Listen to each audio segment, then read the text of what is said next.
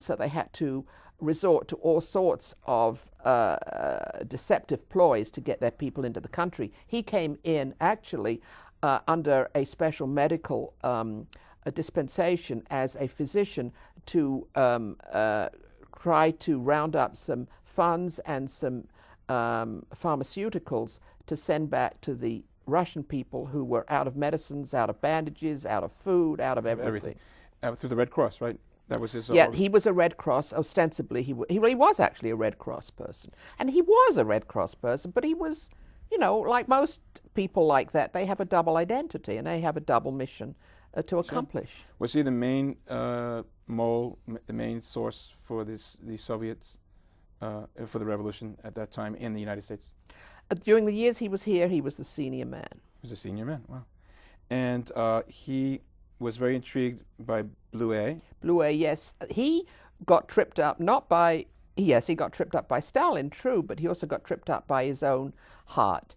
He fell in love, unfortunately. He was married, so was she, but they fell in love. He started out doing business. He went out to lunch with her. Right, and he started out to learn about the people that she knew, because she knew them so well, and who was this and what were they doing, and making friends purely for his political mission. Yes. And he fell in love with her along the way, and he took her back to Moscow. And in the end, the fact is that only one of them can survive, and they're both struggling for their lives.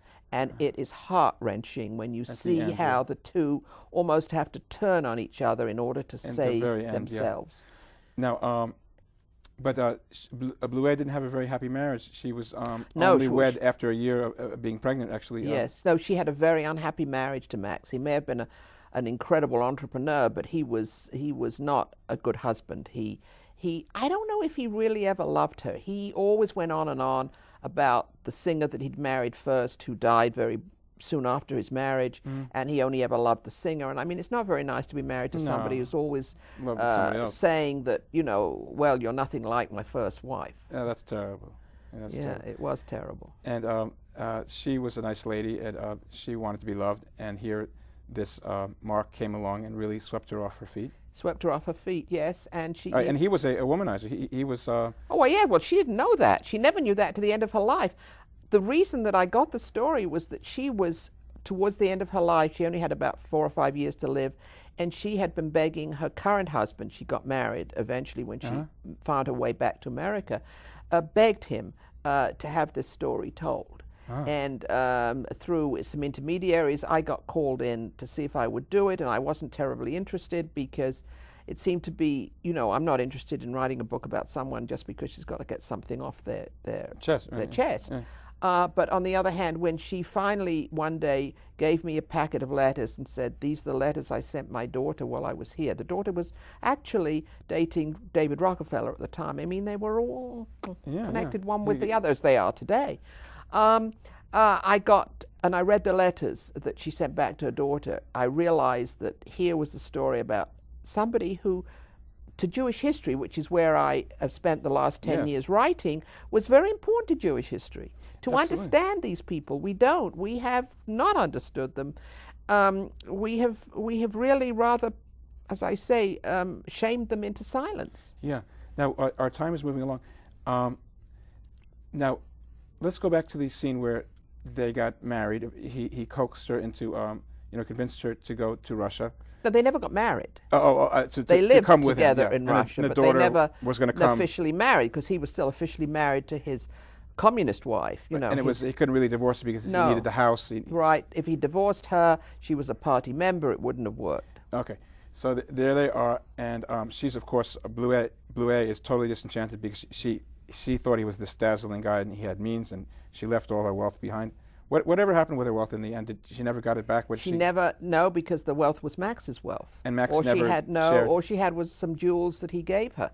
And what happened was Mark was so, in those days, a woman was a man's responsibility. Yeah. I mean, in a chivalrous way we don't see today. Yes. And he felt such a responsibility to her, even though she got out without him getting her out. She had to go above him to get out. Yes. And that, in a way, she knew she was killing him. She needed that passport. She needed the passport, but she knew that as soon as she left, he would be rounded up and taken away, And he because was. there was the feeling that she took out his secrets, and so he had to be totally discredited immediately. So by getting on that train and leaving, she was putting the nail in his coffin, and that must have been And excruciating. they both knew it.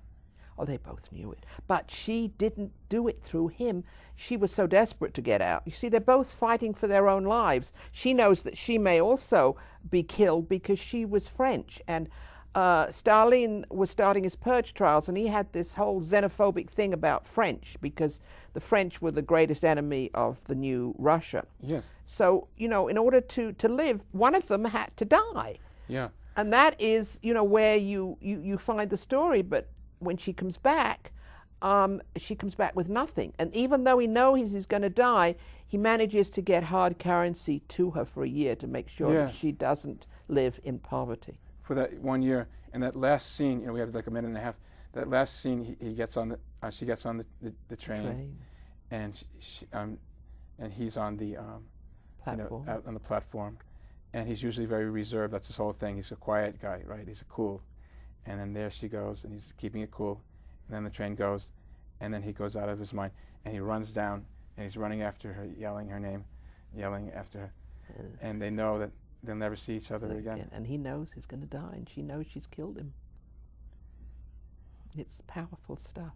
Good movie. Stalin Great movie. killed a lot of people. How many people would you say he killed in this experiment? I know that he killed 5 million. Oh, you mean Stalin? Stalin. Oh, we don't know. We don't know. I mean, millions by the end of his time. Millions by the end. But certainly within say 10 years of this particular event, all of the Jews had been purged from the hierarchy, completely purged. And the anti-Semitism kicked in. And, but he was also strong, and he knew that the Russian people would think nothing would be better than getting rid of all the Jews at the top of the government. And even Trotsky in Trotsky Mexico was killed. Right, he was murdered in Mexico. Well, is it so different today? I mean, only last month we had the guy in London who was poisoned because he was an outspoken critic of the regime. Nothing has changed. In the book is one incident parallel to that today. Yeah. Well, oh man, we have to wrap it up. We've been speaking with Andree Brooks, very talented author, very, very incredible book, The Russian Dance. It's been a pleasure speaking with Andree Brooks. Thanks for being here. Thank you. Shalom.